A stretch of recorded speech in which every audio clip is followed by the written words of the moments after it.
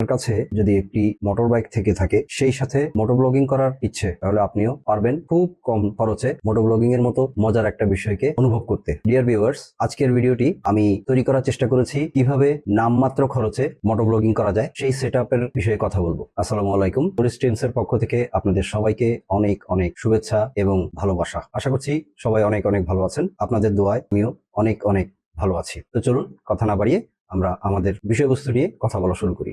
কোন কোন ইকুইপমেন্ট অথবা কোন কোন যন্ত্রপাতি, আনুষঙ্গিক কি কি জিনিস আমাদের কাছে থাকতে হবে। আসলে ব্লগিং এর সেটআপ গুলো কিন্তু আসলেই যথেষ্ট ব্যয় করা যায়, কিন্তু কোয়ালিটি যদি আপনি বজায় রাখতে চান তাহলে আপনাকে অবশ্যই ভালো কিছুর দিকে যেতে হবে। তবে হ্যাঁ, আমরা শুরুটা করতে পারি মোটামুটি আমাদের আয়ত্তের ভিতরে, আমাদের সামর্থ্য যতটুকু আছে ততটুকুর মধ্যে রেখে। তো আসুন প্রথমে আমরা একটু জেনে নেই মোটর ব্লগিং এর জন্য কোন কোন জিনিসগুলো আমাদের থাকতেই হবে। প্রথমত একটি মোটর বাইক, দ্বিতীয়ত একটি ফুল ফেস অথবা মডিউলার একটি হেলমেট, তৃতীয়ত ক্যামেরা অথবা মোবাইল ফোন, চতুর্থত সাউন্ড ইনপুট দেওয়ার জন্য ওয়্যারলেস মাইক্রোফোন অথবা ওয়াইয়ার্ড মাইক্রোফোন। এবার আমি একে একে এই জিনিসগুলো কিভাবে আমি আমার মতো করে সেটআপ করে নিয়েছি এবং আপনারাও চাইলে যেটা পারেন সেটা আপনাদের সাথে একটু শেয়ার করছি। দ্বিতীয়ত হেলমেটের কথা বলেছি। এই হচ্ছে একটি মডিউলার অথবা ফুল ফেস একটি হেলমেট। এই হেলমেটটির সাথে সামনে যে জিনিসটা দেখতে পাচ্ছেন, এটা হচ্ছে মোটো ব্লগিং এর জন্য যারা মোবাইল দিয়ে মোটো ব্লগিং করবেন এইরকম একটা হেলমেট মাউন্ট ব্যবহার করতে হবে। মাউন্ট সাধারণত দুই ধরনের হয়। এক ধরনের মাউন্ট আমরা হেলমেটে ব্যবহার করি, যেটা হুবহু দেখতে আমার এটার মতো। আরেক ধরনের মাউন্ট পাওয়া যায়, যে মাউন্টটাকে আপনি বুকের এই জায়গাটায় বেল্ট দিয়ে আপনি ধারণ করতে পারবেন এবং সেখানেও আপনি একই রকম এইরকম একটা জিনিস দেখতে পাবেন এবং সেখানে মোবাইলকে রাখতে পারবেন আপনি। আমি এই যে মাউন্টটি ব্যবহার করেছি, সাধারণত এই মাউন্টটি ফিতা দিয়ে হেলমেটের সাথে বাঁধতে হয় এবং আমরা যেখান থেকে কিনি সাধারণত এগুলো দারাজে খুব কম খরচে পাওয়া যায়। 200 থেকে 300 টাকার মধ্যে আপনি এই মাউন্ট গুলো পেয়ে যাবেন। তো এই মাউন্টটি প্রথমে আমি যখন কিনেছিলাম তখন ফিতা দিয়ে ব্যবহার করে আমি বেশ কিছুদিন বা বেশ কয়েকদিন আমি এটাকে ব্যবহার করার চেষ্টা করেছি। ব্যবহার করতে করতে আমার অভিজ্ঞতায় যেটা ধরা পড়লো, ফিতা দিয়ে বেঁধে করার ফলে এটা নড়াচড়া করে বেশি এবং ফুটেজে শেকি ভাবটা বেশ প্রবলভাবেই ধরা দেয়। তো এই কারণেই আমি যেটা করেছি সেটা আপনাদেরকে একটু কাছে থেকে দেখাই। আমি স্ক্রু দিয়ে আমার হেলমেটের সাথে এটাকে একেবারে ফিক্সড করে রেখেছি।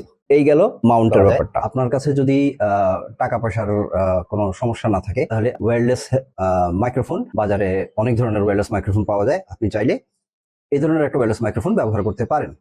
যেহেতু আমাদের আলোচনার মূল বিষয়বস্তু হচ্ছে সস্তায় মোটর ব্লগিং সেটআপ, সেহেতু আমরা এর চাইতে সস্তায় কি করা যায় সেটা একটু দেখছি। আমি যেটা করেছি, মোবাইলে আমরা যে ইয়ারফোন গুলো ব্যবহার করি সেরকম একটা ইয়ারফোন আমি নিয়েছি। এই ইয়ারফোনটাকে আমি কানে যে দুটো অংশ যায় সেই অংশ দুটোকে কেটে নিয়েছি। কেটে যে অংশটা দিয়ে আমরা মাউথপিস হিসেবে ব্যবহার করি সেই অংশটাকে একটা ফোম দিয়ে পেঁচিয়ে নিয়েছি। এই ফোম দিয়ে পেঁচানোর কারণ কি? এই ফোম দিয়ে পেঁচানোর কারণ হচ্ছে যদি এটি খোলা থাকে তাহলে বাতাসের ধাক্কা ইত্যাদি ইত্যাদির কারণে যখন আমরা রাইড করব তখন নয়েজের পরিমাণটা অনেক বেশি চলে আসবে। তো আমি পরীক্ষামূলকভাবে চেষ্টা করেছি যে নয়েজটা কিভাবে কমানো যায়।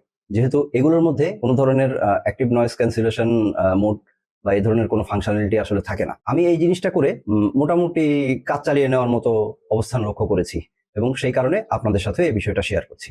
এক, দ্বিতীয়ত এখানে দুটো অংশ থাকে। একটাতে কিছু ছিদ্র থাকে যে অংশ দিয়ে আমাদের কথা বা আমাদের সাউন্ডটা এর ভিতরে প্রবেশ করে এবং অপর প্রান্তটি একটি বাটন থাকে। তো আমি যেটা করেছি, বাটনের অংশটা পিছন দিকে রেখেছি এবং এই দিকে ছিদ্র ছিদ্র অংশটাকে রেখেছি যাতে আমার কথা বা সাউন্ড গুলো এখানে যেতে পারে। এই আমার তৈরি করা মাইক্রোফোনটিকে আমি আমার হেলমেটের সামনের দিকে ঠিক এই জায়গাটায় এভাবে ফিক্সড করে নিয়েছি, এভাবে ফিক্সড করে নিয়েছি।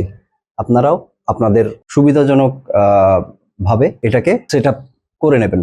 তো মোটামুটি আমাদের মোটর ব্লগিং সেটআপ প্রায় কাছাকাছি হয়ে গেল। প্রসঙ্গত এখানে একটা কথা বলে রাখি, যে কথা কেউ আসলে প্রকাশ করে না। আমরা সবাই সস্তায় মোটর ব্লগিং করতে চাই, কিন্তু সস্তায় মোটর ব্লগিং এর প্রধান এবং সবচেয়ে বড় একটি শত্রু আছে। যারা মোবাইল দিয়ে মোটর ব্লগিং করবেন তাদের জন্য শেকি ফুটেজ, যে ফুটেজটা কাপাকাপি করবে, এই ধরনের ফুটেজটা মোটর ব্লগিং করে ভিডিও করার জন্য সবচেয়ে বড় শত্রু বলে আমার কাছে মনে হয়। এই সমস্যাটাকে এড়িয়ে চলার চেষ্টা করবেন বা এই সমস্যাটার পরিপ্রেক্ষিতে যা যা স্টেপ নেওয়ার দরকার বলে মনে করবেন, যে যার যার মতো করে এডিটিং সফটওয়্যার ইত্যাদি ইত্যাদির মাধ্যমে যেভাবেই পারেন না কেন, যদি এটাকে ওভারকাম করতে না পারেন তাহলে আপনার মোটর ব্লগিং এর কোয়ালিটিটা খুব একটা ভালো আশা করা যায় না। তো এডিটিং এর হ্যাসেল থেকে বাঁচার জন্য এবং ভালো কোয়ালিটির জন্য মানুষ অ্যাকশন ক্যামেরা টাইপের জিনিসগুলো ব্যবহার করছে। যেহেতু আমাদের মোটো ব্লগিং এর সেটআপটা সম্পন্ন হয়ে গেছে, কিন্তু এখনো এটা টেস্ট করে দেখাটা বাকি রয়ে গেছে। তো আমরা ওই দিকটায় যাব। তো চলুন যাই, আমরা টেস্টিং এর দিকে যাই।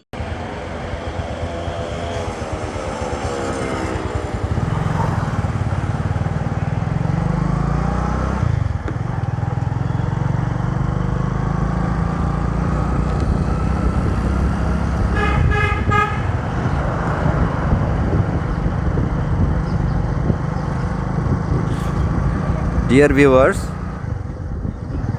আমরা আমাদের সবচেয়ে সস্তায় মোটো ব্লগিংয়ের যে সেটআপটা করেছিলাম, এই মুহূর্তে সেই সেটআপ নিয়ে আমরা টেস্টিংয়ে রয়েছি।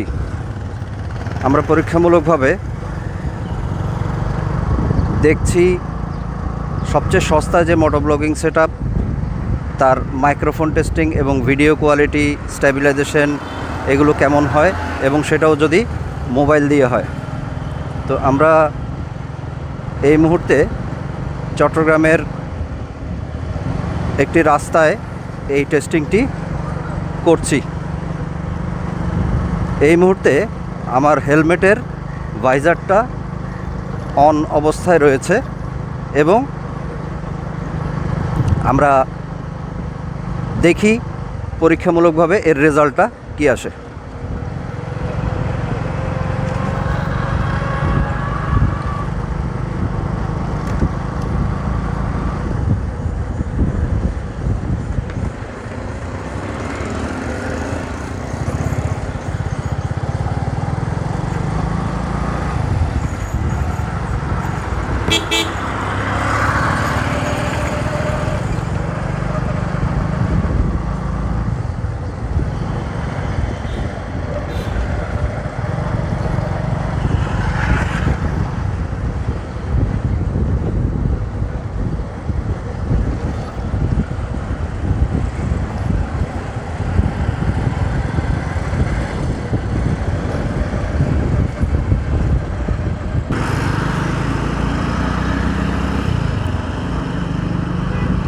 আমরা চলতে চলতে প্রায় এক্সপ্রেস এলিভেটেড ওয়ের শেষ প্রান্তে এসে পড়েছি, আর অল্প একটু গেলেই পতেঙ্গা সমুদ্র সৈকতের দেখা পেয়ে যাব আমরা।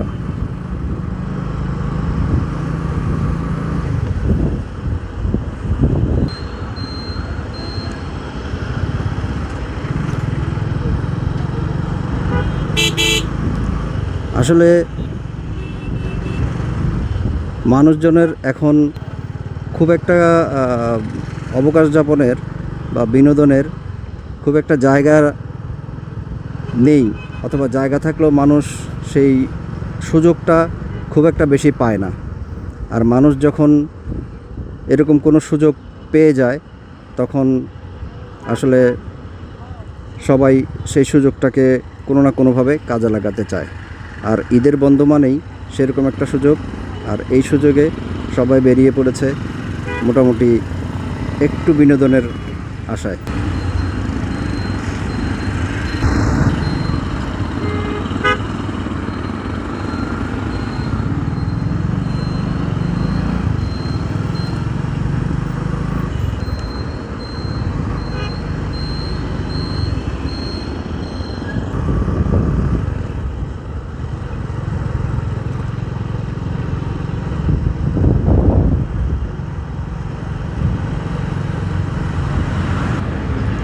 ছুটির দিনে এখানে মানুষের ভিড় মোটামুটি থাকে।